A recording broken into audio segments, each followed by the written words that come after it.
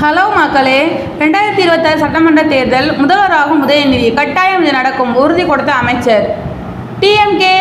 திமுக அமைச்சரவையில் மாற்றம் வரப்போகிறது என்று துணை முதல்வராக உதயநிதி பதவி வகிக்கப் போகிறார் என்ற பேச்சு அடிபட்டு கொண்டிருக்கும் பொழுதே தற்பொழுது அமைச்சர் பொன்முடி உதயநிதி முதல்வராக போகிறார் என கூறியது பரபரப்பை ஏற்படுத்தியுள்ளது.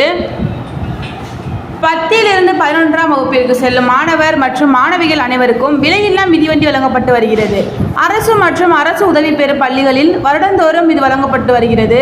இந்த வகையில் விழுப்புரம் மாவட்டத்தில் அரசு பள்ளியில் மிதிவண்டி வழங்கும் விழாவில் அமைச்சர் பொன்முடி கலந்து கொண்டுள்ளார். அதில் பேசிய அமைச்சர், இக்காலகட்ட மாணவர்கள் அதிக அளவில் செல்போன் உபயோகிக்கின்றனர். அதற்கு மாறாக அறிவை வளர்க்க கொள்ளும் புத்தகங்களை தேடி படிக்க வேண்டும்.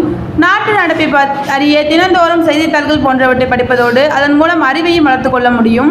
அதேபோல மாணவர்களின் இடைநீற்றல் போன்ற பிரச்சனைகளை தவிர்க்க தான் தமிழக அரசு பல நலத்திட்டங்களை அமல்படுத்தியுள்ளது.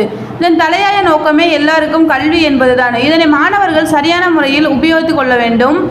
அதேபோல உதயநிதி முதல்வராக ஆட்சியில் உட்காரும் பொழுது அனைத்து மாணவர் மற்றும் மாணவிகளுக்கும் இலவச இருசக்கர வாகனம் வழங்கப்படும் எதிர்கால காலம் வரும் என்று கூறியுள்ளார். தற்பொழுது அமைச்சர் இவ்வாறு பேசி பரபரப்பை ஏற்படுத்தியுள்ளது.